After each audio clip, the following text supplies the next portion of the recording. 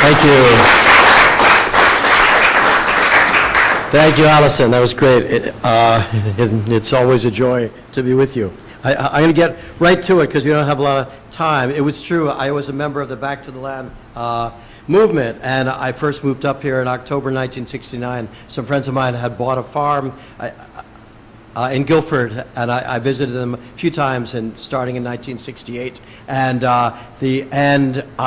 my father died about 1 month after I moved to the farm. And you know how sometimes that can be a real, I mean, besides everything else that it is, such an emotional thing to happen to you, it can help you just get galvanized to do all the things that you wanted to do. So I put all my feelings about my father's death and about my feelings about moving to this incredibly beautiful farm in southern Vermont into my first novel, Burnt Toast, which was just mentioned. And I didn't know it, but the United States was hungry for a fantasy novel about the Back to the Land movement. So some publishers in New York City bid for it, and it's got published by the most prestigious publishing house in the United States at the time, and it was great. And then some agents from New York City came rushing up to the farm, and they said, "We want to pay you like $10,000 advance on your next novel." And I was like, "I don't have another novel.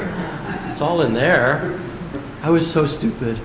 I was so arrogant. I said, I put everything into my first novel, so now just go back to New York City or wherever it is that you do down there, because I have a farm to work. I have cows to milk and a child to raise, and you know, other fish to fry.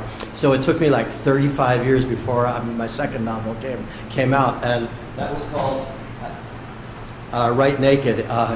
It's a YA novel. Another New York City publisher bought that, and that traveled around the United States. It was partly inspired by the movement for climate change, which was really given to me by my wife Molly Burke, who's sitting over there. She was upstairs working on her thesis about art and climate change at Goddard College for her MFA, while I was downstairs writing this book. So if you haven't yet read Right Naked, you should go get it. It's a YA novel. It won the 2009 National Green Earth Book Award for its environmental stewardship content. And I was always into fiction. Fiction was my thing. I performed 3,000, 4,000 shows all over the world with either solo or with my performing partner Stearns, and that was all fiction. It was all fun stuff. And Molly has been saying to me, "You really ought to write your farm book. You should tell people what it was like, and use some of those stories that I've heard. You should write them down."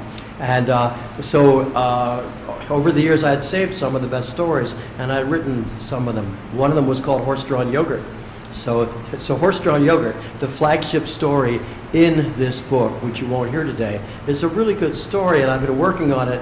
The version that's in this, which is also called, the book is called Horse-Drawn Yogurt, the story is called Horse-Drawn Yogurt. It was about the night of Horse-Drawn Yogurt, and I've been working on that story for about 25 years. So I think it's finally in really good shape, and now it is what it is, because it's printed and bound.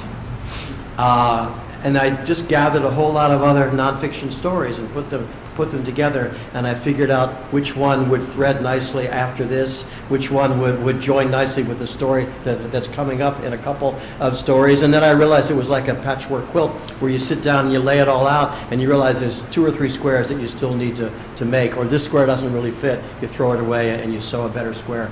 So that's what this book is. It's a patchwork of stories. And when I was about to hand it in, I thought I should write a little introduction. I'll read from it. I'm thinking about how to lead us into this book of stories, finished and assembled during a frightening time. There is so much intolerance abroad in our land. The stockade within which we live is growing tighter, more secured by confusion, technology, demagoguery, and fear of the other. And I see a lot of good that stands against this tendency, especially when I look through the lens of the stories in Horse-Drawn Yogurt. The lens is not original. I mean, many other writers have pointed out that we who came back to the land in the 1970s eventually and directly enabled so much of today's positive activity in Vermont and beyond. Successful food co-ops, organic agriculture, CSAs, farm-to-table food, farmers markets, microbrew, beer, artisan cheese, public radio, socially responsible investing, renewable energy, craft tours, the Vermont Community College. All these would be radically different, or even yet unknown, if a generation of idealists had not arrived in these hills nearly 50 years ago. Most of us are still here. I no longer live on the farm. I still garden and write and burn wood like I did there. I'm a trustee of the farm a corporation and a steward of the land. We prune the apple trees, we make apple cider, we brush hog the borders of the hayfields back to the stone walls as much as we can. Back in the 1970s, when we took a moment to look up from where we were working, we often did something we called striving to understand. I'm doing that today, and I'm also seizing hold of a memory, trying to get it right. The story that I'm going to read today is sort of celebration of the fact that Vermont has legalized marijuana. They legalize small amounts. You can have a couple of plants, which I eventually plan to do. I don't smoke marijuana or eat it, but I always love to grow it. And this is a story about a friend of mine who grew a lot. It's called Ralph's 5 Acres. It's a true story. All the stories in here are true.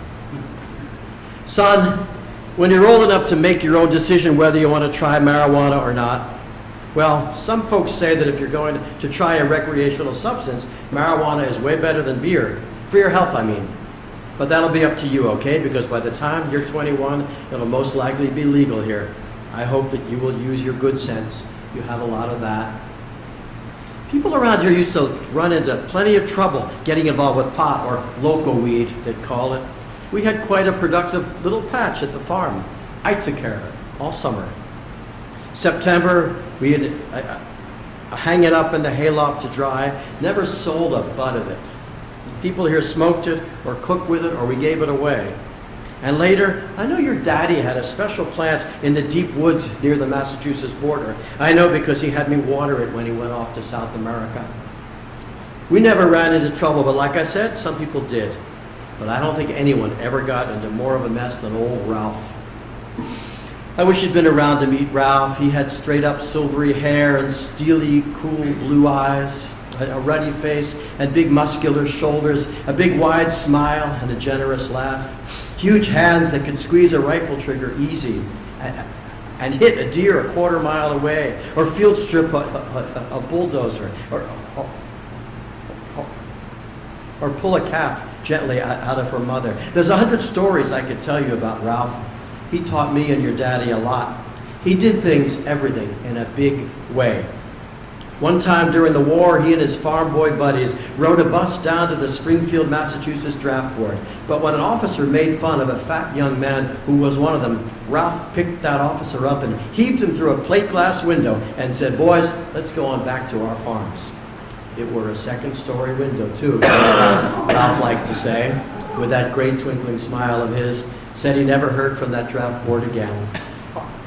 First time we all met Ralph, it was one of those crystal days of winter, our first one on the farm. We were stunned by the beauty of it, and the terror too. We were only ever scared moments away from freezing to death. Old farmhouse, new arrivals, broken windows, green firewood, smoky furnace, froze up water pipes, nothing to eat. And Ralph blazed into the dooryard on his snow machine. He brought some venison, I think, and local stories to last till the sun went down. The first winter he came by often, because we were a whole new local audience to tell his stories to. Like how when they were young, Ralph and his sister Pearl gave themselves near fatal sugar shock one day when he busted open a wild beehive with a 2x4, burned out the bees, and they sat on a stump and ate every last bit of wild honey. Another time, Ralph's young wife gave birth to a son, Sherman, but she told him she wanted to go back to being a nurse and he could raise the boy himself. So he up and bulldozed the house he had built for her right back into its cellar hall, and that was the end of the marriage. She still came over every week for Sunday breakfast, though. sat at the kitchen table just like it was natural, making Sunday talk with Ralph and Pearl and Ma, and Sherman growing bigger every week. When the dairy company tried to sell Ralph a bunch of disinfectants he didn't want, told him they wouldn't take his milk if he didn't buy all their chemicals, he said fine, and he told them to beat it out of his dooryard. Next week he sold off all his cows, and that was the end of dairying for him. Ralph was like that. Nicest man I ever knew, but he didn't like to be crossed, you see. Pearl was the same way. She was the principal and head teacher of the little elementary school in Leiden. Father of one of her school kids didn't want his boy to listen to the Lord's Prayer, so he fought that word of God all the way to the Supreme Court. He won his case, too. Did you ever hear of Walter Cronkite's son? He was the most famous TV newsman in the whole US of A. I grew up getting the latest from him nearly every night. Russian missiles aimed at us from Cuba, the president killed. We trusted him. Old Walter landed his shiny helicopter on the Leiden School lawn, and he was just holding out the microphone to go national when Pearl Rhodes walks out of the school, says, "Mr. Cronkite, you are disturbing my children at their learning, so you can just turn right around and get back in that helicopter and fly back to New York City." Well, there's lots more stories. If Ralph and Ma and Pearl liked you, you were all right. They'd help with advice for your kitchen and barn and hayfield, and when they'd see you hiking over the hill or driving into the dooryard, they'd have the water for your cup of instant coffee boiling before you hit the top step, and usually a donut to go with it. It was sad to go over for a visit after the cows were sold off. Ralph still had a horse or two in the near pasture, but he had bred out his own special line of red Holsteins, and now they were gone. What would he do for a living? I'm going to skip a page or two. You're going to have to get a copy and read it because I have to keep to Allison's time, right?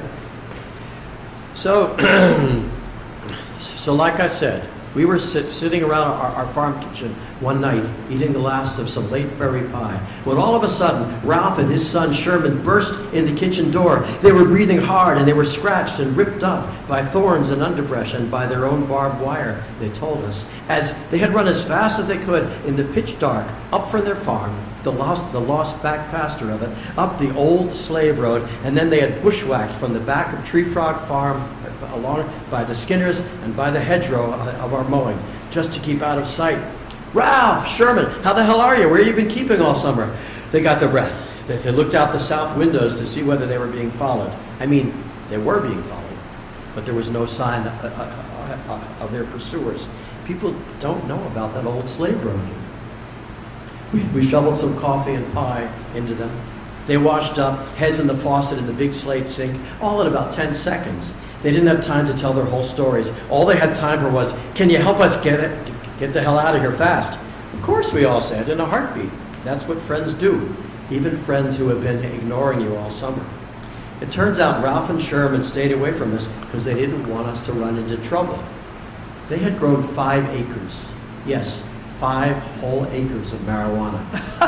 And they thought the fewer people who knew about it, the fewer people who might have to go to jail if things didn't work out.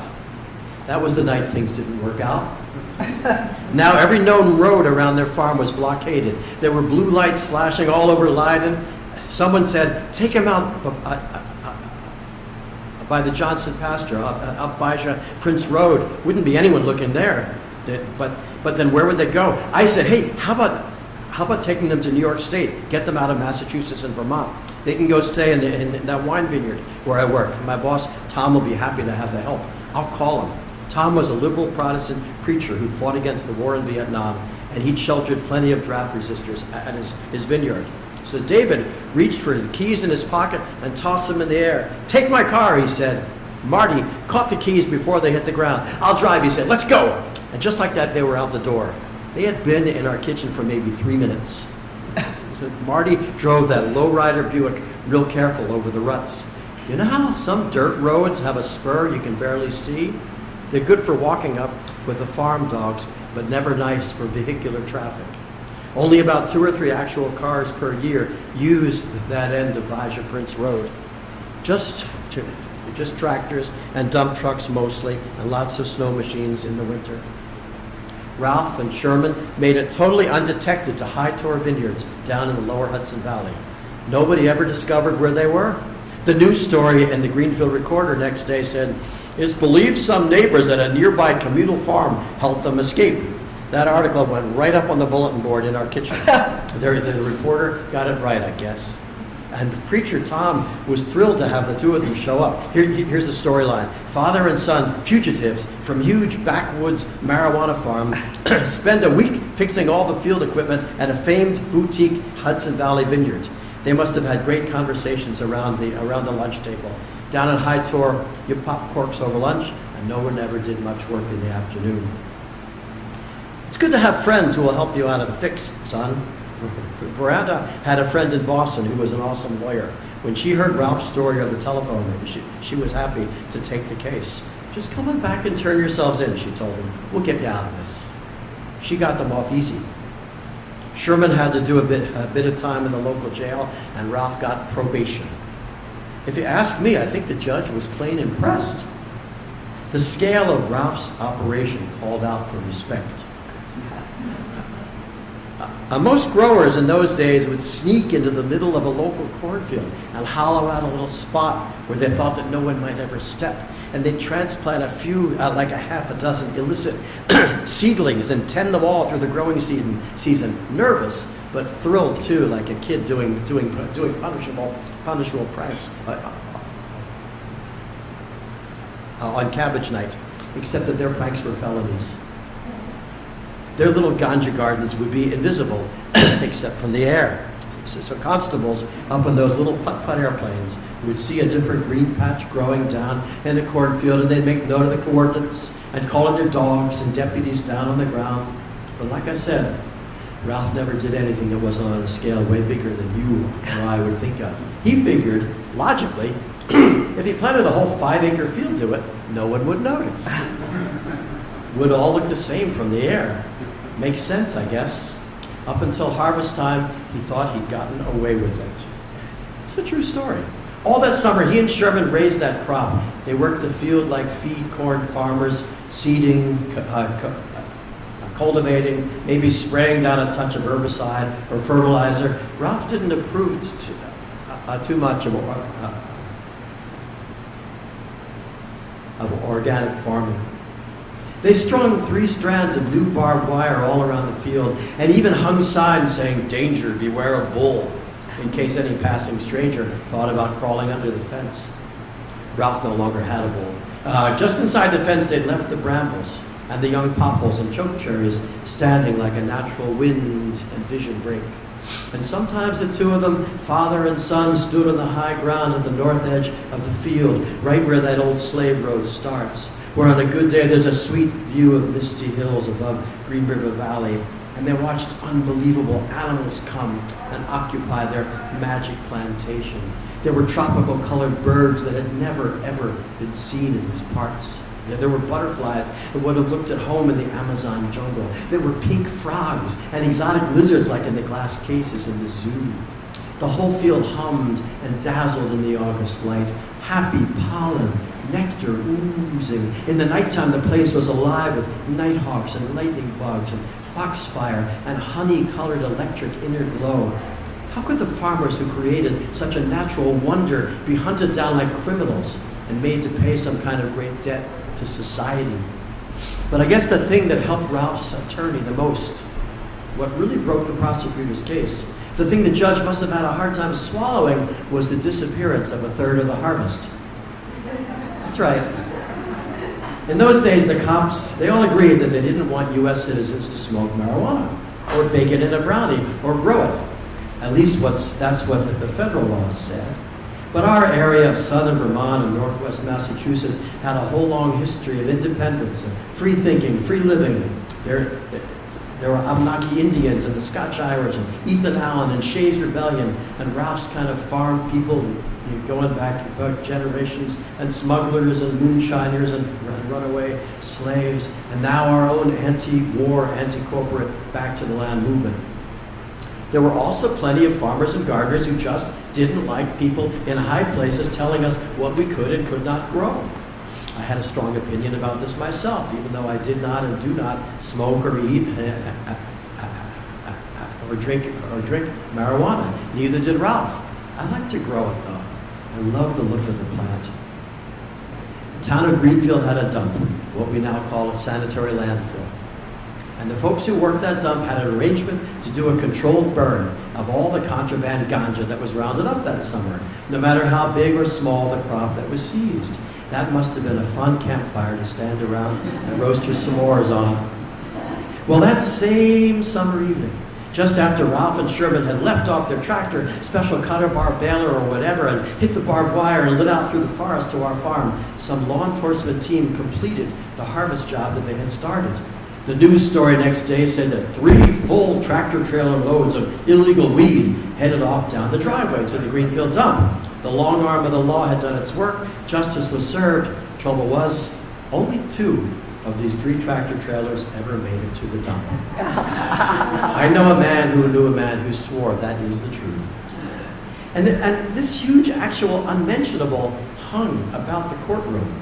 Ralph knew about it, but he remained quiet on the advice of his lawyer. The cops knew about it, but they didn't talk about it because they didn't know whether anyone else knew. We knew about it, but we were only spectators with no role to play in the trial. The judge must have had a note about it in his folder. He'd have been happy to mention it if the cops ever raised a complaint about the light sentences he was about to hand down. He'd look over his half glasses and say, "Anyone on the prosecution side have a problem?" Probably no one would have had a problem. That's the thing about evidence, son. Sometimes it doesn't have to be mentioned to have an effect. Sometimes you just have to sit on your hands and shut your mouth, even though you know that something very, very important is not even being discussed. Ralph walked out of the sunshine, into the sunshine, and we were there to cheer him.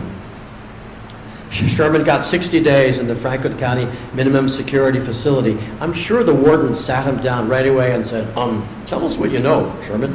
But he didn't. So the warden gave Sherman easy duty, probably fixing tractors in the motor pool or mowing the grass on that big lawn that you can see that stretches all the way down to the interstate.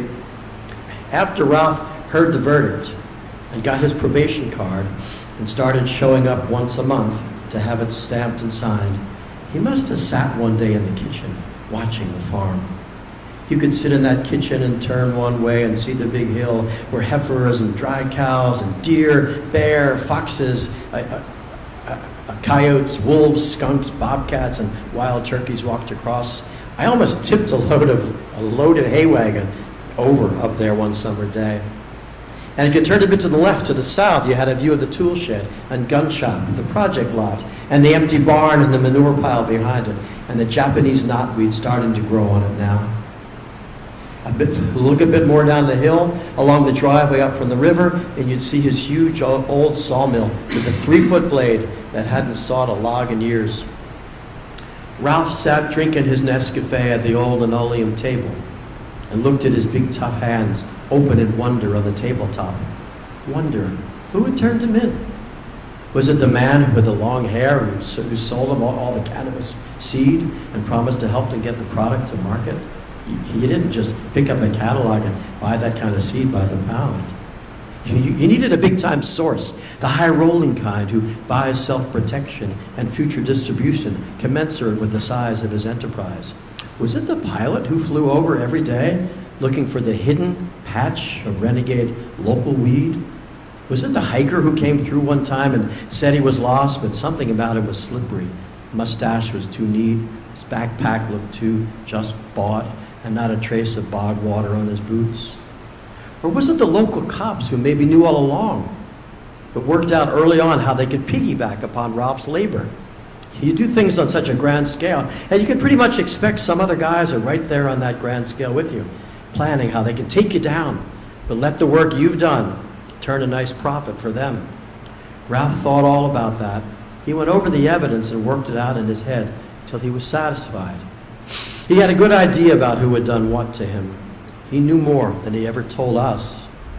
Maybe some local deputy that Ralph knew from school days, or one of those buddies on the draft board bus to Springfield. Maybe they came by to apologize and left an envelope on the counter near the back door.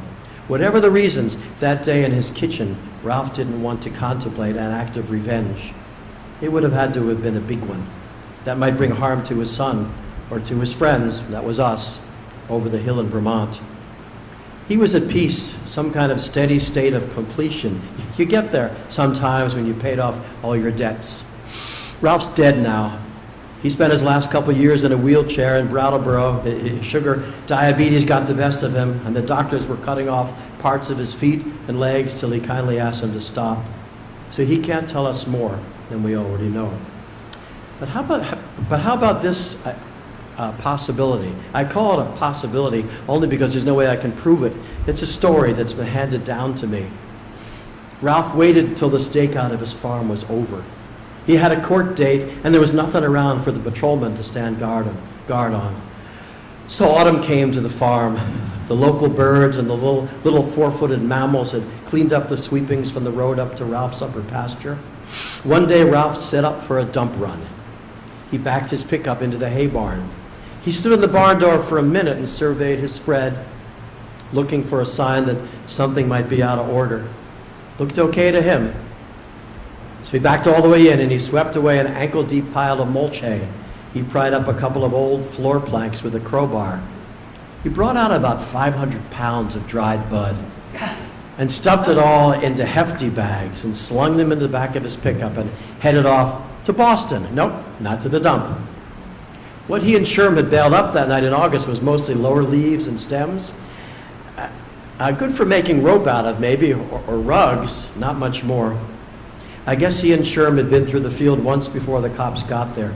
Two men with sickles, or those nice Swedish loppers with the orange handles, 5 acres by hand. That was a job. Ralph had his shotgun down on the floor,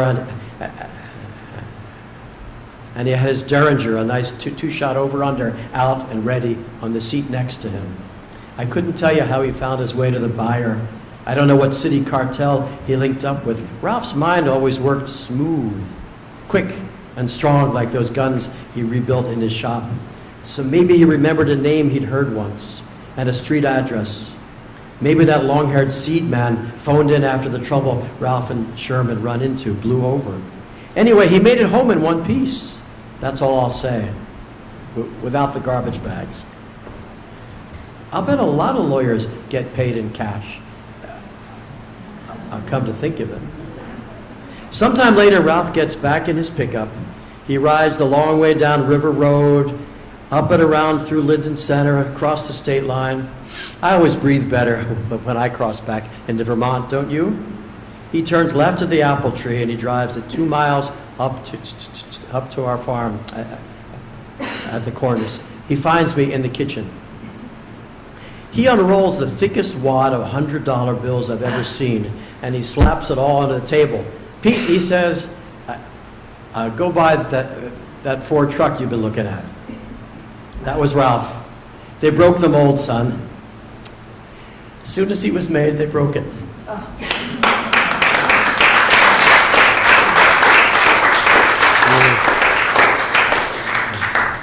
As you can see with the catch in my voice, I can usually get through a whole story, but all these stories that I've read out loud, and I've done about 35 readings around Vermont, when I get to the last paragraph and I'm about to nail home my point, I just always cry, and it just happens, and I think it's because of what I said in the introduction, and also what Allison said.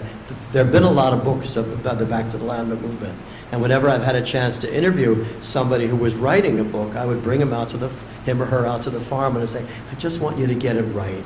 And I think that some people who wrote some of those books didn't quite get it right, and my attempt with this book was to get it right. And when I read, and my own reaction in my own body tells me that I've succeeded. Anybody have any comment or question? We have time for a few questions. We have 5 minutes. Anybody have a reaction, a feedback, a question, a comment, or a shared experience? Yeah? What's your writing process like? I mean, every writer is different. That's a very good question, because it's a question I get from a lot of the high school students that I work with, and they're surprised at the answer, which is that I really love to rewrite. I mean, a lot of people write too fast and dash off, say, that's done. But I mean, nowadays, I just like to work on a story and work on it again and put it aside and then take it out and work on it some more. And if I'm doing a good job, it reaches a certain point where a sentence goes click, a paragraph goes click, and I know, I can't say it any better than that. So that's part of my process. I try to write in the morning, but I'm a self-employed artist. I have a very non-routine schedule, so whenever I get some time. I also don't beat myself over the head. If I look at a day on the calendar and it looks chock-a-block and I'm not going to have time to write, I just let it go. But as Allison also said, I run my Shakespeare programs for kids, so I spend a significant amount of my time working with the Shakespeare script. I don't change any wording. But I read them all over again. I cut the Macbeth we're doing this summer is a 62% Macbeth, so I read them all. I'm reading Shakespeare all the time. So I have such wonderful role models to inspire me. Yeah. It sounds to me like you're writing for the spoken word. Yes. Yeah. Because you're a performer as well. Yeah, you got it. And that's part of the writing. Process is, we live in a house with a wood stove and a lot of big, fairly cool rooms, and I use in the winter I have to walk around to stay warm. And every time I write a paragraph, I just get up and I read it out loud, and I try to see how it sounds. If it doesn't sound quite right for the spoken word, then I go back and work on it some more. Yeah. Yeah, he wrote for the stage. Yeah. Shakespeare did. Yeah. Questions, comments, feedback? So they talked about this period as sort of being the beginning of the culture shift in Vermont. And, unlike the culture wars we're experiencing now in large measure, this was not so much a culture war. It was like a culture fusion in many ways, like a culture integration. And this story beautifully illustrates it, I think. Yeah. So I'm just reminded of that aspect of the Back to the Land movement. Yeah, there are quite a few stories in this book about other farmers that we met. Our overall experience, really over the top, was that the farmers were really excited to have us there because most of their children had it up to here with wood stoves and canning jars and things like that, and they wanted to go out into the world and see what else was out there, or they were drafted to go to the war, and we were, and three or four of the stories are exactly on the theme of we were the generation of people who were coming and so interested in what's that machine do, what can it do. The very next story in here is also about Ralph, and it's about how when Ralph discovered that a woman up the road from him had a great big cider press, almost as big as this room, to sell, and he said he drove up to the farm and said, come on down, you got to see this. And for $100, we got this 1920s cider press. So the next story is about how we got that press to work. It's amazing. And there is a whole new movement to Vermont of young people about the same age that we were when we came, but it's very different now. They don't really have the same kind of interests. They don't really have the opportunity to mix with the farmers who are here, except for a very few who are actually leading the food movement today. But many young people are just coming to Vermont to sort of use it as an address and a place to live and a place to work from home and a place to sit quietly and then sip their coffee and look at their laptops and do their work that way. The farmers were really excited that not only we were, for the most part, very literate intellectuals, students, anti-war protesters, but we were coming to work with our hands and work with our bodies and learn from them. And we're appreciating the skills and talents they had. You wanted to learn those. Yes, and we also and part and parcel of the appreciation that we had for those skills and talents and work habits that they had was we appreciated how hard it was and how dangerous. And very soon we also appreciated how quickly you could get tired of it too. So the name of their farm, in case you haven't noted that, it was Total Loss Farm. Right. But that was not what we called it. We just called it our farm. But Total Loss Farm was a line on a tax form. For the first few years, none of us had any income at all. So the one person who sold a couple books to New York publishers was filing his income taxes, and he claimed us all. He claimed 3 or 4 of us as his dependents, which was kind of silly because he was dependent on us because he didn't even know where the garden was. But I mean, but there was a line on his tax form. Did you in this calendar year operate a business or a farm that was a total loss? Total loss farm. So That was on that note, Peter will be signing books just down in the entrance hall. Mm-hmm. I urge you to buy one. I bought one when he did a reading at Yankee Bookshop, and it's been such a great bedside companion. I have loved working my way through it. I just wish there was a second volume. Yeah, well, there really. I also want to say there's about 6 months left of 2018. 2018 is the 50th anniversary of the beginning of the Back to the Land movement, and I have scheduled, and I'm also doing some more, events, reading events like this, colleges and high schools. So if you're a teacher, educator, principal, a headmistress of a school or a college, and you think that this would be a good thing for your students to have, and I could come, do a lecture, do a reading, and also get them to write in the way that I do too. Thank you. Thanks for being a good audience. Thank you for coming.